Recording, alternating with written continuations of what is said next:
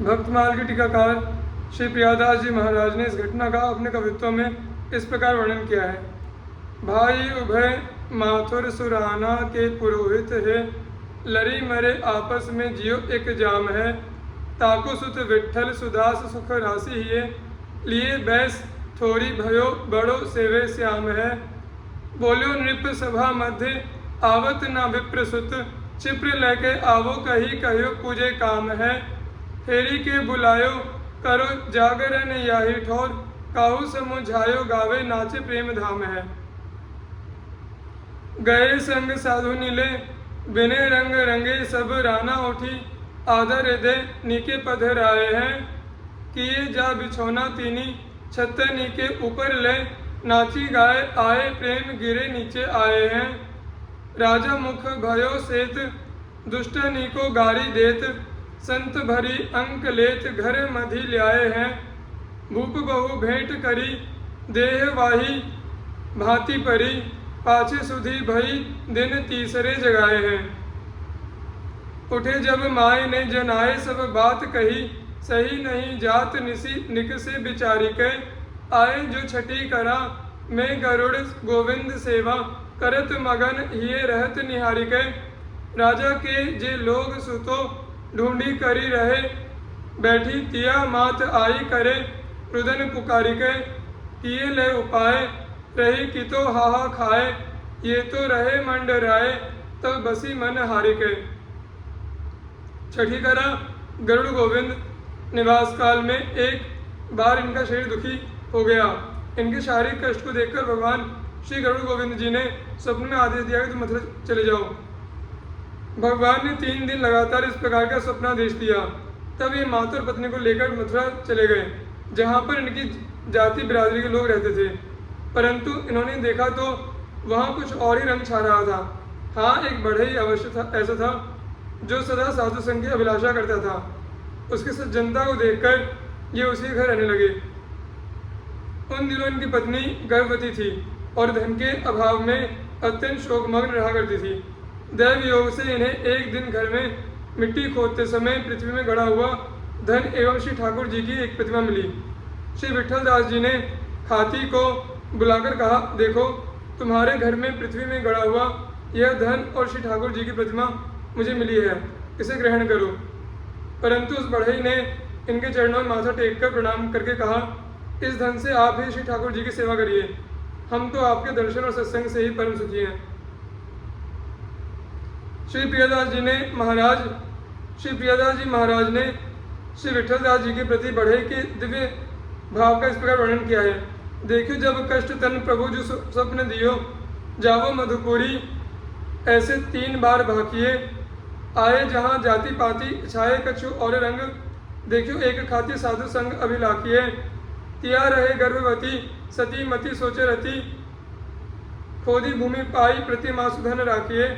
खाती को बुलाए कही लही यहू लेहू तुम, उन पाए पड़ी कहो रूप मुख चाकिए।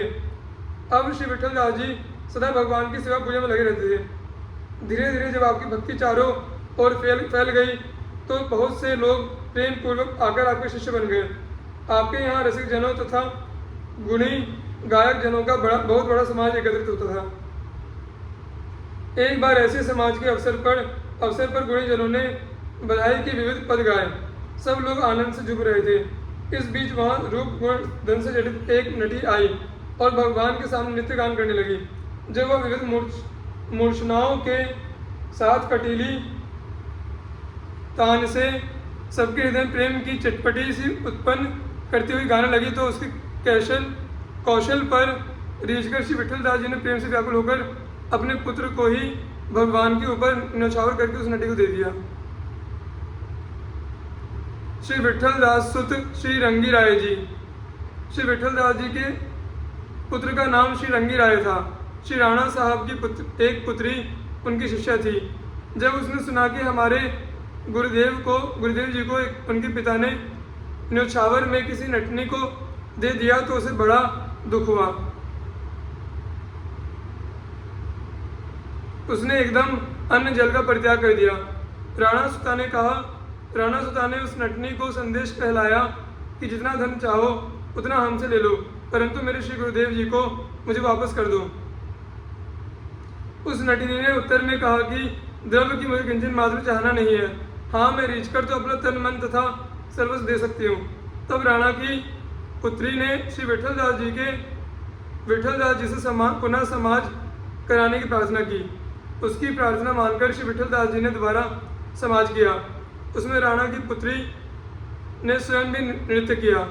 उसके नृत्य पर रीझ कर और की तो बात ही क्या, स्वयं वह नटनी भी न्यौछावर में उसे बहुत सा द्रव्य देने लगी, परंतु उसने नहीं लिया। वह नटनी श्री रंगी राय जी का सुंदर श्रृंगार करके उन्हें एक डोले में बिठाकर सभा में लाई और उन्हें श्री ठाकुर जी के द्वार पर ले जाकर न्यौछावर करके राणा सुता को भेंट किया। तब राणा सुता ने उन्हें लेने के लिए हाथ बढ़ाया तो उन्होंने कहा कि मैं तो मनमोहन श्री कृष्णचंद्र के न्यौछावर हो चुका हूँ, अतः तुम मुझे मत लो। परंतु प्रेमार्थ उनकी शिष्या राणा सुता ने उन्हें ले ही लिया।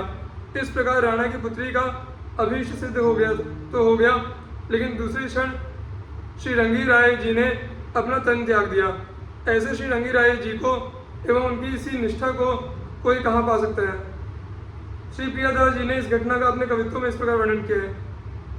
करें सेवा पूजा और काम नहीं दूजा, जब फैली गई भक्ति भय शिष्य बहु भाई के, बड़ोई समाज होत मानो सिंधु सोत आए, विविध बधाए गुणी जन उठे गाय के, आई एक नटी गुण रूप धन जटी, वह गावे तान कटी चटपटी सी लगाए के, दिए पट भूषण ले भूख न मिटत किहूँ, चहूँ दिसी हेरी पुत्र दियो अकुलाए के।